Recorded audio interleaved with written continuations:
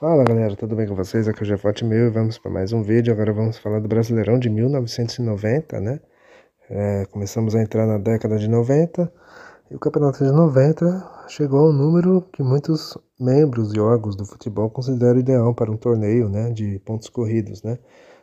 Nacional de pontos corridos, que é 20 clubes, né? Só que dessa vez não foi pontos corridos, né? Pontos corridos vira só em 2003. A fórmula de disputa nesse campeonato foi um pouco bizarro, mas fácil de entender. Independente dos grupos e turnos, né, os times jogavam 19 vezes, ou seja, 20 times, 19 jogos, né? Só que havia essas fases, né? A primeira fase era dividida em dois turnos, né? Primeiro e segundo turnos. Os 20 times eram divididos em dois grupos de 10. E no primeiro turno, os times do grupo A enfrentam os do grupo B, enquanto que no segundo turno os times jogam dentro do grupo. Aí, ao final das 19 rodadas, né? De cada turno, enfim, classificam-se para o mata-mata os campeões de cada grupo e turnos, né? Campeão do e mais os quatro melhores no índice técnico. Os dois últimos na campanha geral eram rebaixados. E aí no mata-mata, quarta de final, semifinal e final, né? Com jogos ida e volta. Vantagem para o time de melhor campanha, decidir a volta em casa, com vantagem do duplo empate no saldo, né? Ou seja, se um time perdesse de 1 a 0 e vencesse em casa na volta de 1 a 0 ou 5 a 4, avançava porque tinha a melhor campanha. Ou se houvesse dois empates, né? Tipo 0 a 0, 5 a 5, o time de melhor campanha em casa também avançava. Enfim, um exemplo. Na final, que muda um pouco. Pois se houvesse empate no agregado dos dois jogos, né? Haveria uma prorrogação e, se necessário, pênaltis, né? Enfim, é um regulamento até simples, né? Um pouco estranho, mas simples. E vamos falar do campeão, né? Que foi o Corinthians, né? O Corinthians foi campeão brasileiro em 1990 e era o primeiro título brasileiro do Corinthians, né?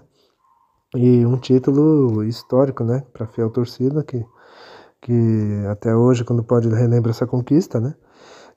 Naquele campeonato o Corinthians não estava entre os favoritos, né? E muitos não acreditavam, né, naquele Corinthians, né? Embora o Corinthians tenha ido bem no Campeonato Paulista daquele ano, né? Sofreu apenas uma derrota, mas como o Campeonato Paulista na época era cheio de fases e tudo mais, né? Por um vacilo ou outro, o Corinthians não conseguiu ir para a final, né? Num grupo lá que ele tinha o Bragantino e o Bragantino foi para a final e inclusive o Bragantino acabou campeão. E no Brasileiro a imprensa dizia que o elenco do time corintiano era um time apenas mediano, né? Era um time mais pro meio de tabela e talvez lutasse para não cair, né? E o Corinthians tem alguns destaques ali na época, né? Tinha o Ronaldo, né? O goleiro Ronaldo, né? No gol, o Ronaldo Giovanelli, né? Tinha o zagueiro Marcelo, né? Que depois viria a ser o Marcelo Dian. Tinha o Wilson Mano, que já estava um tempo já no Corinthians. Tinha o Neto, né? Que veio em 89, né, para o segundo semestre no Corinthians, né? Ele era o principal jogador do time. Tinha o Mauro, né? O Mauro Van Basten, né? E o Paulo Sérgio, né? Que viria junto com o Nelsinho Batista, né? A desconfiança da imprensa, né? Parece que refletiu, né? Pro time, né? Pois nos dois primeiros jogos o Corinthians perde os dois. E o Zé Maria, né? Não o famoso Zé Maria que todo mundo sabe, né? O Zé da Fiel, né? O outro Zé Maria, ele é demitido, né? E aí o Vicente Matheus apostou em Nelsinho, né? O Nelson Batista, que tinha acabado de ser vice-campeão paulista com o Novo Horizontino, né? E com ele o Corinthians reagiu, né? E o time incorporou, ganhou entrosamento e o time demonstrou uma leve melhora, né? A primeira vitória no campeonato foi no quarto jogo, né? Num derby contra o Palmeiras, né? Vitória do Corinthians por 2 a 1. A campanha no primeiro turno foi assim, né? Vitórias apertadas, né? Com a maioria o Neto decidindo, né? Vitórias apertadas, né? 1 a 0, 2 a 1, enfim. Alguns empates e apesar disso o Corinthians não leva o turno, né? Porque o Atlético foi melhor e foi campeão, ou seja, o Corinthians não tivesse começado tão mal ali naquele comecinho, talvez teria já levado esse turno, né? No segundo turno, né? Onde os times jogam dentro do grupo, né? É isso, né? O Corinthians deu uma oscilada e por pouco não fica pelo caminho. Chegou a última rodada, o Corinthians estava quase nas quartas de final por causa do índice técnico, né? E bastava vencer o Internacional para se garantir, né? Se perdesse, o Corinthians teria que torcer contra 4 times, né? Para não o passar na classificação. E o Corinthians leva de 3 a 0 do Inter, né? Em pleno Pacaembu. E os outros resultados quase terminam em tragédia, né? Dos 4 times que eu falei, né? 3 ganharam, né? os seus confrontos, porém o Goiás perdeu, né? O rival direto do Corinthians, que era o Goiás, ele perdeu da Portuguesa e graças à vitória da Portuguesa, que o Corinthians classificou, né? E ele terminou na campanha geral em 7º lugar, né? E, enfim, e estava entre os melhores ali no índice técnico. E aí, né, se o time já era desconfiável, chegou mais desconfiado pro mata-mata, né? Mas foi aí que o Corinthians começou a crescer e a mostrar força, né? Onde muitos duvidavam, né? Pois no mata-mata o Corinthians encarou o Atlético Mineiro, né? Um forte time do Atlético Mineiro. No primeiro jogo, né, no Pacaembu, o Atlético sai na frente, né? Só que aí o Corinthians, com muita raça e superação, venceu o Galo Mineiro de virada por 2-1, com 2 gols do Neto, né? Um de cabeça, né, num cruzamento ali da esquerda, e o outro numa sobra, né, num bate-bate ali, a bola sobrou pro Neto, ele chutou e venceu o goleiro Carlos. Aí na volta no Mineirão, o Neto estava suspenso pelo cartão amarelo. O Corinthians superou o Atlético, né? Armou ali um ferrolho na defesa ali e segurou o Galo no Mineirão, né? 0-0. E na semifinal o Corinthians encarou o Bahia, né? O Bahia do artilheiro Charles, né? E o Bahia ainda tinha boa parte do time que ganhou, né? Em 88 o Campeonato Brasileiro, né? Só que o Charles era o principal jogador do time baiano, né? E novamente seria a mesma ênfase, né? O primeiro jogo seria no Pacaembu, o segundo jogo na Fonte Nova. No Pacaembu acontece a mesma coisa contra o Atlético, né? O adversário do Corinthians sai na frente, né? No caso do Bahia, né? O Bahia sai na frente com Wagner Basílio de falta. O Corinthians empatou ainda no primeiro tempo, com um gol contra ali do Paulo Rodrigues. E aí o Corinthians pressionou, né? No segundo tempo, principalmente. E aí a virada veio na metade do segundo tempo com o Neto, né? Sempre ele. Numa cobrança de falta violenta ali, ele venceu o goleiro Chico do Bahia e virou para 2-1. E assim o Corinthians foi para Salvador, né? Jogar pelo empate e conseguiu, né?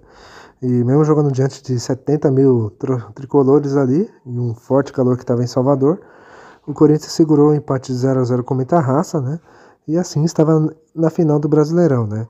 Voltando a uma final depois de 14 anos, né? Desde 76 que o Corinthians não chegava numa final de Campeonato Brasileiro, né?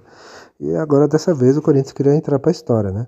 Só que o rival final do campeonato era o São Paulo, né? O poderoso São Paulo de Tele Santana, né? De Tele Santana e de jogadores ali como Zete, Cafu, né? Antônio Carlos, Raí, enfim. Um time que estava, né? Montando aquele timaço que ganharia quase tudo, né? No início dos anos 90, né? E o São Paulo era favorito, né? Ninguém apostava no Corinthians, né? Muitos achavam até que o Corinthians já tinha chegado longe e tal, mas não ia conseguir passar pelo time do Tele, né? E novamente o Corinthians teria que reverter uma desvantagem, né? E o Corinthians reverteu já no primeiro jogo, porque o Corinthians venceu por 1-0, né? O gol de Wilson Mano de joelho, né? No cruzamento ali da esquerda de falta, né? Que o Neto cobrou e o Wilson Mano mergulhou de joelho, né? Ou quase isso, né? E o Corinthians podia ter feito mais na ida, né? Só que o time abusou de perder gols. E a decisão ficou tudo pro dia 16 de dezembro, né, de 1990, né? E com o Morumbi tomado de 80% de corintianos, né? O Morumbi estava abarrotado de alvinegros, né? E só um pedaço ali de São Paulinos. Mas estava pro Corinthians empatar para ser campeão, né? O São Paulo, se ganhasse, acho que por um gol teria... E o resultado se mantesse assim, teria prorrogação, eu acho. Mas se ganhasse por 2, aí o São Paulo levaria, né? Acho que é isso.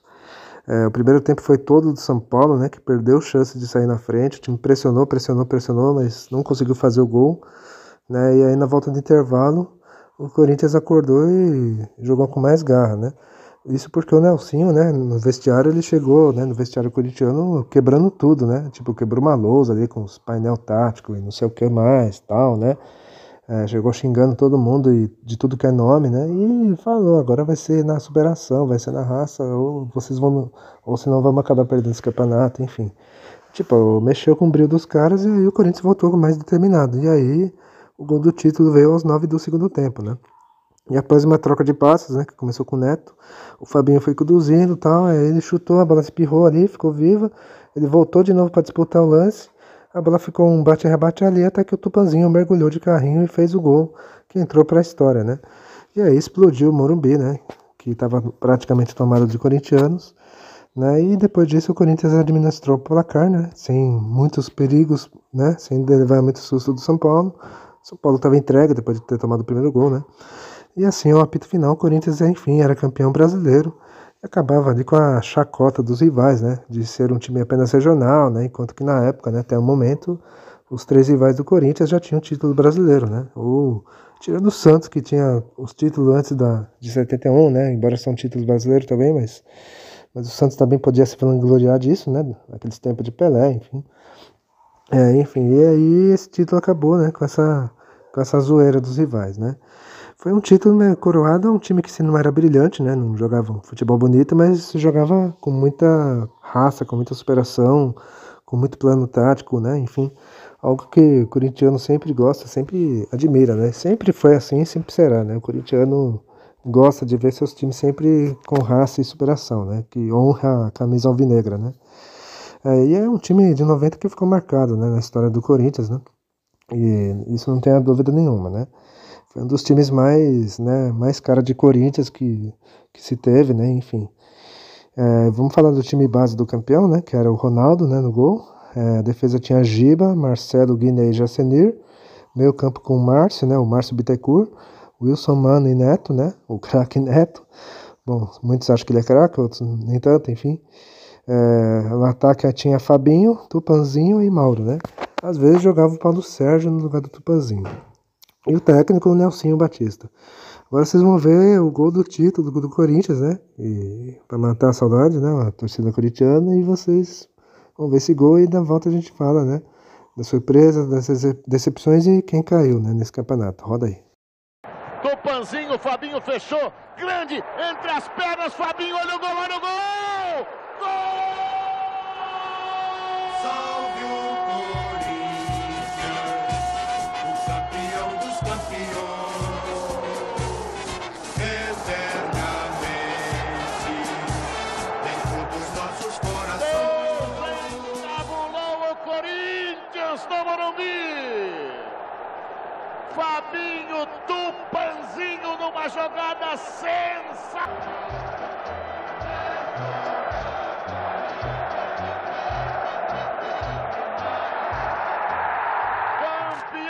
Pra valer! Corinthians, a festa é toda sua!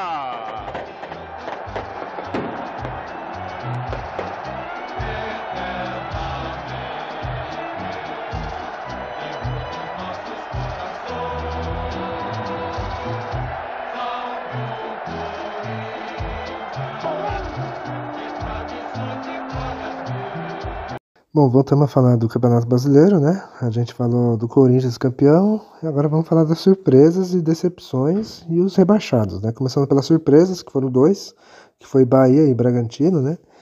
O Bahia novamente fez uma campanha de destaque nacional, né? E dessa vez, e esse foi a última vez que o esquadrão ficou entre os 4 melhores do país, acredite? Ou seja, 35 anos depois, o Bahia ainda nunca mais conseguiu chegar entre os 4, né? Enfim. Bom, Brasileirão 2025 ainda tá rolando, né? É o momento que eu tô gravando esse vídeo, tá? Pode ser que o Bahia termine entre os 4, né? Mas tá difícil ali, tá muito equilibrado, né? Enfim. Mas ainda tem uma chance ali do Bahia terminar entre os 4, né? E aí repetir a campanha de 90, né? Bom, mas voltando a falar de 90, né? Com quase o mesmo time campeão de 88, o Bahia apostou na grande fase do Charles, né? O artilheiro Charles, né? Que tava numa grande fase, né? E graças a ele que o Bahia foi longe do campeonato, né? Vale lembrar que o Charles foi o artilheiro do Brasileirão daquele ano, né? Se o esquadrão não ganhou num dos turnos, né? O time do Bahia fez uma campanha suficiente na classificação geral e graças a isso avançou para as quartas, né? E aí nas quartas de final o Bahia encarou o Bragantino, né? A surpreendente Bragantino do Vanderlei Luxemburgo, né? Que era a sensação na época, que era o atual campeão paulista, né? Tinha acabado de ser campeão paulista, né? Enfim. No jogo de ida em Bragança, empate 1-1. Na volta na Fonte Nova, o Bahia teve que se superar, né? Teve que suar sangue e conseguiu bater os caipiras, né, do interior, né? Por 3-2, ou seja, o Bahia saiu perdendo, né? Virou 2-1, tomou empate e fez 3-2, né? E aí na semifinal o Bahia encarou o Corinthians de Neto, né? O Corinthians daquele time lá que eu já falei, né? E dessa vez não deu pro Bahia, né? Que perdeu em Sampa, né? Em São Paulo e não passou de empate em casa, né? Ficou frustração pra torcida tricolor, né? Que queria que a campanha de 88 se repetisse, mas dessa vez não deu, né? Agora vamos falar da outra surpresa que foi o Bragantino, né? O Bragantino era a sensação do futebol paulista em 90. Eles eram treinados pelo Luxemburgo, né? Que na época era novato para a época, né? Só que ele começou a ganhar notoriedade, né? Depois ganharam o Paulistão, né? Naquela famosa final caipira, né? Contra o Novo Horizontino e tudo mais, né? E no Brasileirão, né? Era a primeira vez do Bragantino, né? Jogando a elite, né? Do futebol brasileiro. E quando todos achavam que o Bragantino ia só se manter no meio da tabela, o time surpreendeu, né? Não fez feio. O Bragantino fez alguns estragos ali, né? Conseguiu uns resultados interessantes, né? Chegou a ganhar de Flamengo, de Botafogo, né? Do Grêmio, enfim. E graças à boa campanha, o Bragantino classificou. Aí nas quartas de final, o Bragantino encarou o Bahia, né? E como já falei na parte do Bahia, né? O Bragantino não conseguiu eliminar o Bahia avançou, né? Após empatar e vencer em casa. E o Bragantino deu adeus, mas deu trabalho, né? O tricolor, né? E a campanha, né? O Braga ficou em oitavo, né? A campanha foi satisfatória, né? Para quem era o caçula, né? Até aquele momento. Enfim. E agora vamos falar de decepções. Eu coloquei 4 times, tá? Eu vou começar aqui a falar do Atlético Mineiro, né? Que tinha um time forte ali, era um dos favoritos, né? Porque o Galo tinha nomes ali de jogadores interessantes ali, né? E rodados ali, como Carlos, né? Do gol. O Éder Aleixo, já veteranão, né? Em fim de carreira. E o centroavante Gerson, né? O Atlético foi bem, né? Ele ganhou o primeiro turno, né? Do seu grupo e relaxou no segundo turno, né? Tanto que o time acho que ficou 8 jogos sem ganhar. Enfim, relaxou tanto que, né, o time parece que tem refletido isso, né, nas quartas de final, né.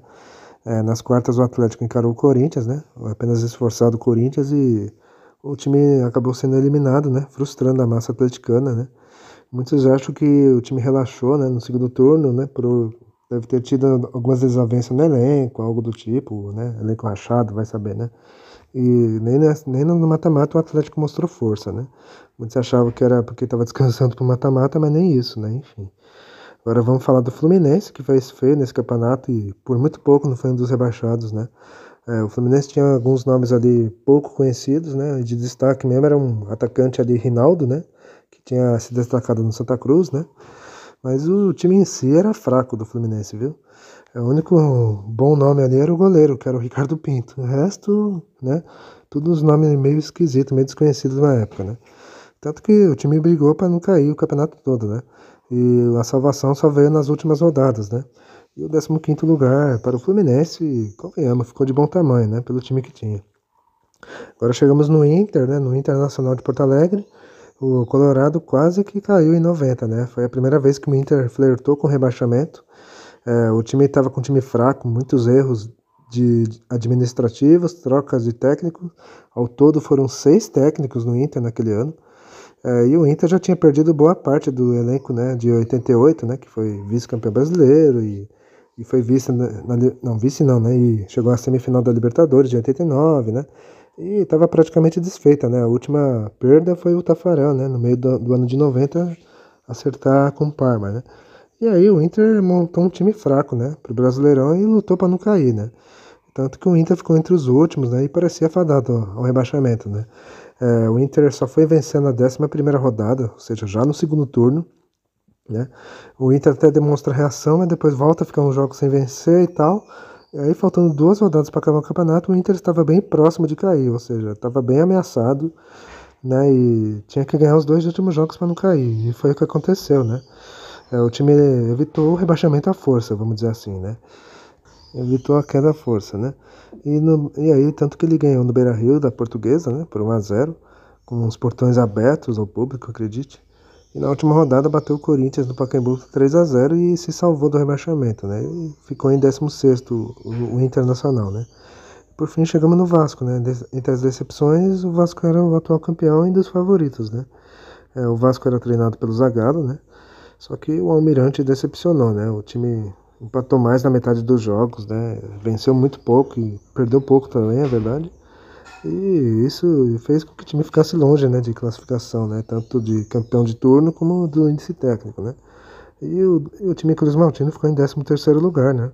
Uma campanha fraca para quem era o atual campeão brasileiro, né? Enfim. Agora vamos falar dos rebaixados de 90, que foi São José e Inter de Limeira, né? 2 paulistas do interior, começando pelo São José, né, que voltava a jogar a elite do futebol brasileiro depois de 8 anos, né, desde 82, né? Que o São José não jogava, né? O São José jogou acho que só essa de 82 e foi só, né? Depois o time brilhou, né? Tava brilhando desde 88, né? 89 foi o auge, né? O time foi vice-campeão paulista, depois foi vice-campeão da Série B, né? Isso aí foi graças a esse acesso, né? E no Brasileirão, o São José queria pelo menos evitar o rebaixamento, né? E o time manteve boa parte do time de 89 e o maior destaque da Águia do Vale era o Viola, né? Que ainda era novo na época e o Corinthians emprestou para o São José para disputar o Brasileiro. Só que a campanha do São José foi frustrante, né? Nem com o Viola o time azul conseguiu se safar, né? O São José até lutou até a última rodada para escapar do descenso, mas não conseguiu e acabou rebaixado. Houve ainda durante o campeonato, na reta final, até dezembro mais ou menos, um caso do STJD, porque o STJD puniu o Vitória, né, que tinha escalado jogador irregular, e o Vitória ficou com menos 5 pontos, né, e o resultado rebaixaria o Vitória, né, no lugar do São José. Só que aí, em dezembro, o Vitória recorreu e tal, né, conseguiu provar que o jogador não era irregular, enfim. E aí o STJD devolveu os pontos perdidos para o Vitória e o São José, né, que estava o primeiro fora da zona ali até aquele momento, foi rebaixado, né. E o São José também protestou, tal, mas não adiantou nada e o São José teve que amargar o rebaixamento. Outro time que caiu foi a Inter de Limeira, né. A Inter até tinha um time interessante ali e tal, né, porém o time parecia meio desentrosado, né. O Leão Limeirense foi o pior time do campeonato, né? Foi rebaixado com umas 3 rodadas mais ou menos de antecedência, sendo lanterna na classificação geral. E assim, como o São José, a Inter de Limeira foi a última vez também da Inter de Limeira, né? Na primeira divisão do futebol brasileiro, né? Enfim, bom, a gente falou de tudo que tinha que falar do campeonato, né? Espero que tenham gostado, dê um like, compartilhe o vídeo, comente também. É isso, eu vou ficando por aqui e até a próxima, falou!